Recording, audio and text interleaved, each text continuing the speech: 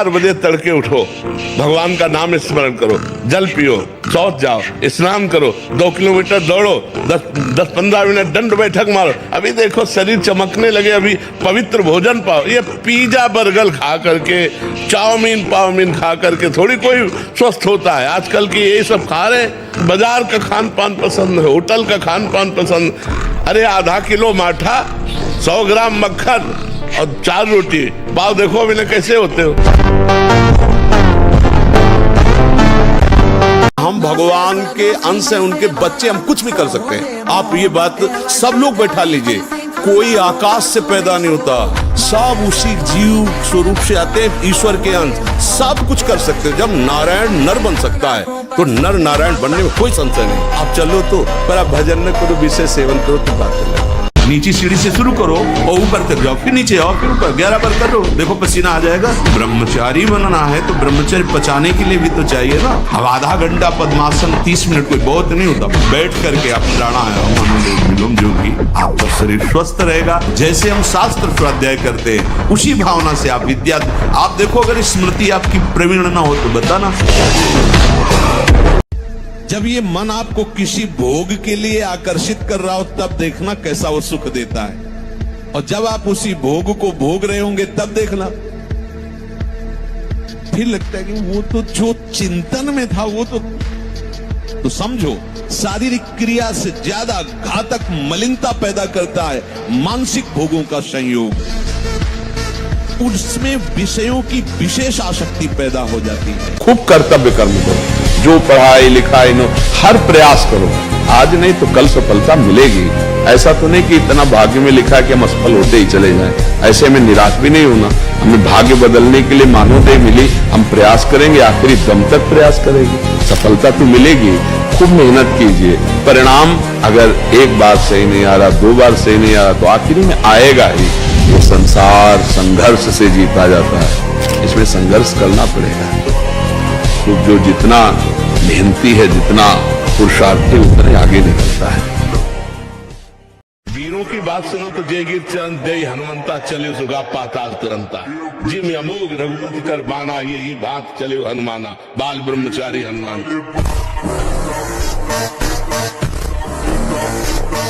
आहार ठीक हो, भजन साधन से चिंतन आप अपना ठीक कीजिए, और संकल्प दृढ़ निश्चय के द्वारा उन अशुभ क्रियाओं को दूर कीजिए। जो अशुभ क्रियाएं आप करते रहें तो आप सुधर जाएंगे। नहीं तो देखो कुछ दिनों बाद ऐसा होने लगेगा, आप देखना आपकी विचार शक्ति लुप्त हो जाएगी। आपके अंदर बिना किसी कारण के शंका बनी रहेगी, भय बना रहेगा, घबराहट बनी रहेगी, हर व्यक्ति से बात करने में चिड़चिड़ापन आए, मतलब कितनी तरह की परेशानियां आ जाएगी।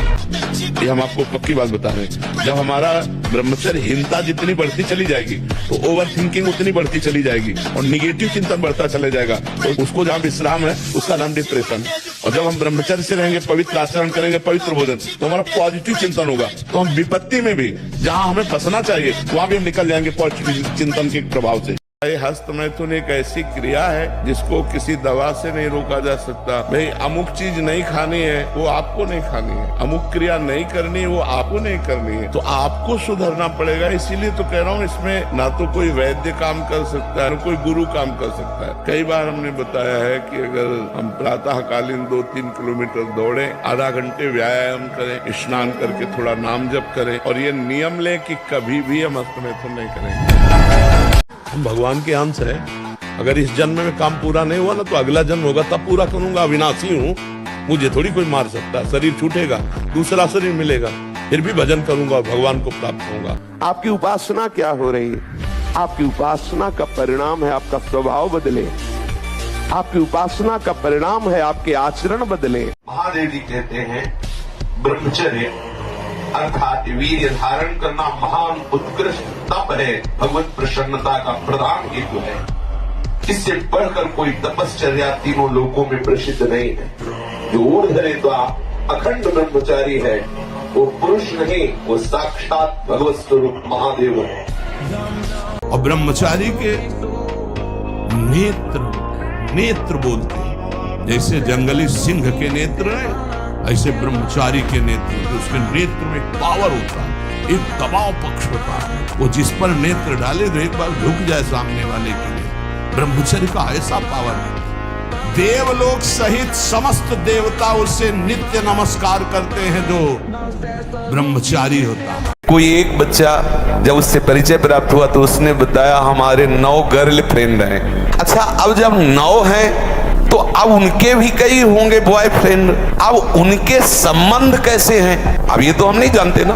मित्र बनाना कोई दोष नहीं है, लेकिन मित्र बन के अपनी सीमा में पवित्र रहना ये बड़ी मुश्किल बात है, क्योंकि बड़े बड़े साधक जो जितेंद्रियता के मार्ग पर चलते हैं उनसे भी चूक होने की संभावना रहती है। फिर जहां ये प्रश्न ही नहीं है जितेंद्रियता का, जहां साधन का प्रश्न ही नहीं है, वहां पवित्र रहा जा सके, मुझे तो लगता है असंभव।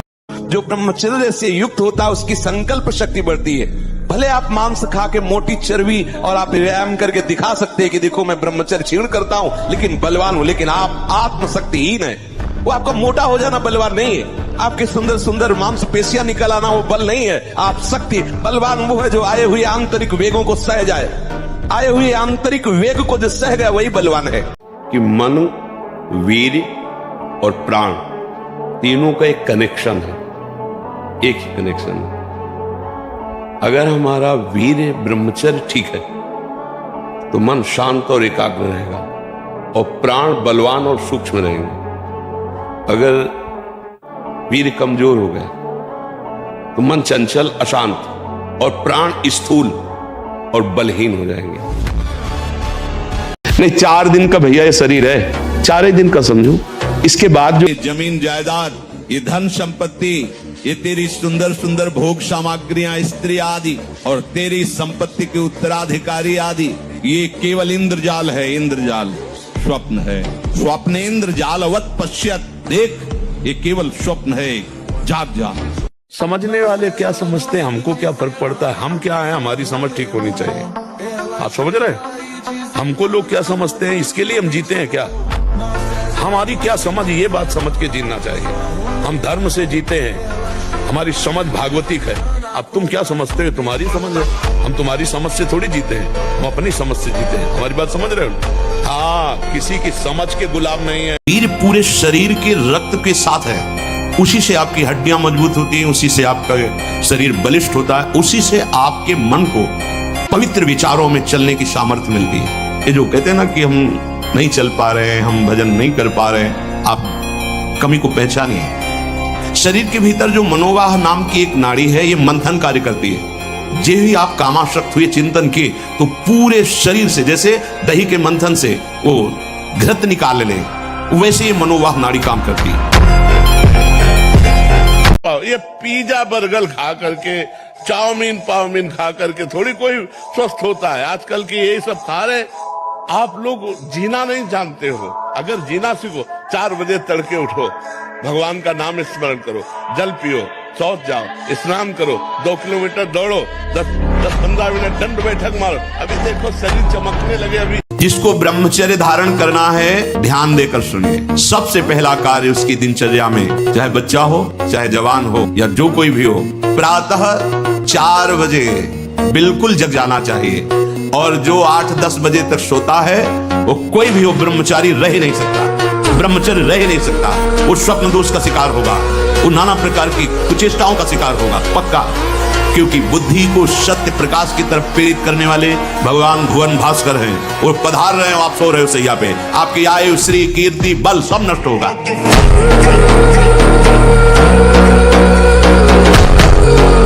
सिद्धासन में, पद्मासन में 4 घंटे 6, आप 20 मिनट बैठ के देखो, यहाँ की नसें टूटने लगेंगी और आपके भयंकर ऐसा नहीं दर्द होता, ऐसा लगता है कि बस उठो। बस उसी समय गंभीरता से मनी राम की डॉक्टरी हो रही, उस समय शांत अंदर से चिंतन करो, ये तप हो रहा है, मन निष्पाप हो रहा है। धीरे धीरे शून्यावस्था आई, 2 घंटे 4 घंटे 6 घंटे, मन जाएगा ही नहीं। ब्रह्मचर्य का पालन जो हमारे ऋषियों ने किया, हमारे देवताओं ने किया, हमारे भगवानों ने किया। ऐसा नहीं है मेरा ब्रह्मचर्य का पालन कहने का मतलब ये मत समझ लेना कि मैं कह रहा हूँ आप नैष्ठिक ब्रह्मचर्य का पालन करो, जीवन भर आप ब्रह्मचर्य का पालन। मेरा कहने का मतलब अगर आप शादी भी कर रहे हो और शादी से पहले पूर्ण रूप से 16 वर्ष, 22 वर्ष, 25 वर्ष तक ब्रह्मचर्य का पालन करो, अच्छी संतान पैदा करो, देशभक्त, गोभक्त, जिससे आपका रज और वीर्य पूरी दुनिया में जब तक शादी ना हो आप प्रतिदिन दंड बैठक मारो, व्यायाम करो, उससे आपका शरीर बलवान बनेगा। अंडा मांस पाउडर डिब्बा खाने की कोई जरूरत नहीं, नपुंसकता कमजोरी आती। 4 बजे से 6 बजे के बीच में उसकी साधना प्रारंभ नहीं हुई और कह रहा मैं ब्रह्मचारी हूँ, तो नाटक ही बोल रहा है। वो ब्रह्मचारी नहीं है, वो केवल नाटक कर रहा है। ब्रह्म मुहूर्त में तुम सो रहे हो, तुम ब्रह्मचारी हो, तुम साधु हो, तुम साधक हो, तुम साधना कर रहे हो। काय की साधना हो रही, केवल मनोरंजन हो रहा है, बेस की पूजा हो रही, वस्तु का बोध नहीं हो रहा। मेरे भाई, ब्रह्मचर्य का गृहस्थ आश्रम में भी ब्रह्मचर्य का महत्वपूर्ण है। और पूर्ण रूप से अगर आपको शादी नहीं करनी तो आप ब्रह्मचर्य, अखंड ब्रह्मचर्य का पालन कीजिए और अपने माता पिता गुरु का नाम रोशन कीजिए। हमें देखिए, देखो कुछ भी नहीं है पास, दुनिया जानती है। कारण क्या है? ब्रह्मचर्य पालन लगोट का पक्का हो। किसी से आशीर्वाद मत मांगो। हम तुम्हें जो कह रहे, सब आशीर्वाद आपके पास अपने आप आ जाएंगे। जैसे समुद्र किसी भी नदी की याचना नहीं करता, हर नदी अपने आप गिरती है, ऐसे धर्मात्मा पुरुष के पास हर सुख संपत्ति अपने आप आ जाएगी। तो आपकी स्मृति, आपका बल, आपकी चेतना जागृत रहेगी।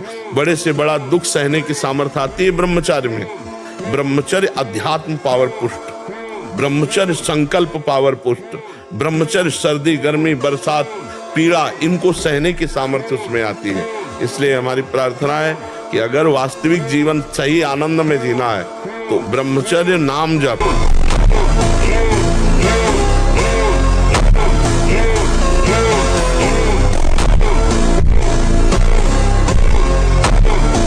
मन तभी तक हमारे ऊपर हावी है जब तक हम मन को दोस्त माने हुए हैं। और जिस दिन इसको दुश्मन की तरह देख लेंगे ना, बहुत हुआ यार, तुमने नचनी नाच नचा लिया, आज से तो बुरी सलाह देगा, बिल्कुल नहीं मानेंगे। अंडर में ना हो जाए आपके तो हमें बताना। हम लोग डरपोक हो गए हैं कि अगर यार इसको ना बोला तो ये जलाएगा और मैं जलन सह नहीं सकता। नहीं, गलत नहीं, अब होने देंगे तो चाहे आग में जला देंगे। अभी जीत जाओगे, अभी जीत जाओगे। भगवान का नाम कीर्तन जिस घर में होगा वहां प्रेत प्रवेश नहीं कर सकते, वहां कोई तंत्र मंत्र काला जादू ये सब प्रवेश नहीं कर सकते। कलयुग डरता है नाम जपक से। ये जितने राक्षसी स्वभाव के हैं, जितने आसुरी शक्तियां, ये सब डरती हैं भगवान के भजन करने वाले से। इसलिए खूब नाम जप करो। और ये जादू टोना और कोई ये काला जादू ये दुनिया का जो है ना, ये कुछ असर नहीं करेगा। भगवान का भजन करो। लाखों में कोई एक ऐसा जो ये बात कि मुझे परमानंद प्रभु चाहिए, ना कि अब भोग, बहुत भोग लिया और बहुत देखा, ऐ मन अब नहीं गलत करेंगे। चिंता भय शोक इससे बचना है तो एकमात्र श्री भगवान का आश्रय लेकर भजन करते हुए धर्म पूर्वक चलो, कोई डिप्रेशन नहीं रहेगा। और धर्म पूर्वक नहीं चलोगे तो डिप्रेशन मार देगा। यही मन तुम्हें जहर खवा देगा, यही मन तुम्हें फांसी में टंगवा देगा, यही मन तुम्हें जेल पहुंचा देगा, यही मन तुम्हें नर्क पहुंचा देगा। सबसे बड़ी बात यह है कि आप 1 महीना ब्रह्मचर्य रह के देखो, आप में कैसा जोश आता है। अभी तक मान लो गलत आचरण करते रहे, फिर छोड़ के देखो। जिसको त्यागने पर तुमको इतना आनंद आता है, उसको रोकने पर कितना आनंद होता होगा। प्रभु, हमने 40-40 दिन के ऐसे करा के देखा लोगों को। मात्र 40 दिन में लोगों का 7-8 किलो तक वजन बढ़ गया, चेहरे पे चमक आ गया, एक ब्रह्मचर्य में तेज हो गया, किसी का MBBS में सिलेक्शन हो गया, कोई पुलिस में लग गया, मतलब एग्जाम बहुत अच्छे उनके। नहीं, ब्रह्मचर्य से तो इसमें हम बिल्कुल सपोर्ट में। ब्रह्मचर्य एक ऐसी शक्ति है कि जिधर प्रयोग करो उधर काम करेगी, जिधर प्रयोग करो। पराई माता बहन का अवसर भी आवे तो भी ये बस ये कि आप हम प्राण त्याग सकते, लेकिन हम गलत आचरण नहीं कर सकते। हम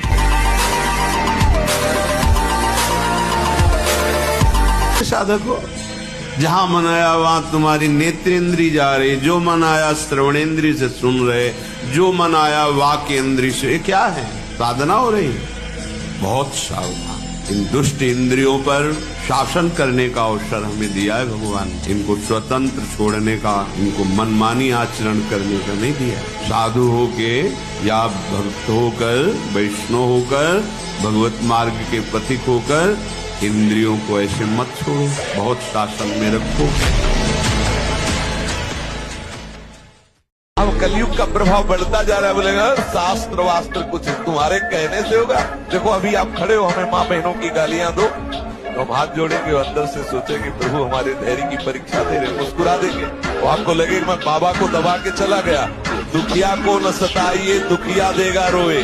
और जिस दिन दुखिया के मुखिया सुने तो तेरी गति क्या हो। ये ब्रह्मचर्य रोकने के लिए बिल्कुल बीमार की तरह भोजन किया जाता है, दाल रोटी साग बिल्कुल और पवित्र विचार, चिंतन पवित्र, आचरण पवित्र, आसन पवित्र, तब वो ये ब्रह्म शक्ति है, कोई साधारण थोड़ी। पर बड़े भाग्यशाली जो इसे रोकना चाहते हो, प्रयास करो, प्रयास करो।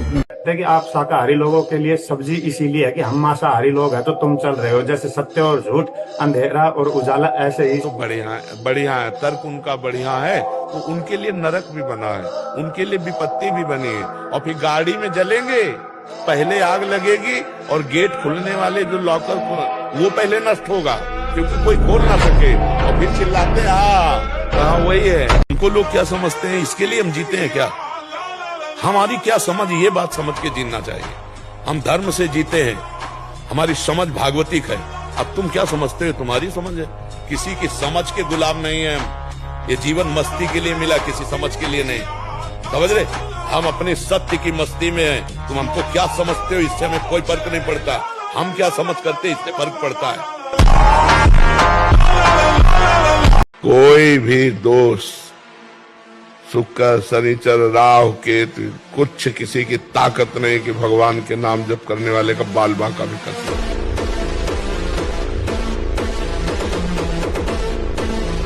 और जब ब्रह्मचर्य, ऐसा कैसे हो सकता है? बल है ना, अध्यात्म बल, शारीरिक बल की बात नहीं कहते। ऐसा कैसे हो सकता है? यदि एक बार ऐसा हुआ तो 1000 बार मैं प्रयास करूंगा और इस पर विजय। वो मतलब एक जिद्दी स्वभाव, एक निष्ठा, उसी से आती है, उसी से। पहले खेती जोतते थे ना किसान, एक फार वाला होता था और पूरे खेत को उसी से जोतला है, बलवान होते। 2 लीटर मठा और 8 रोटी पाए, बैल की जैसी ताकत। अगर बैल को नाक पकड़ के रोक ले तो वो वही खड़ा हो जाए।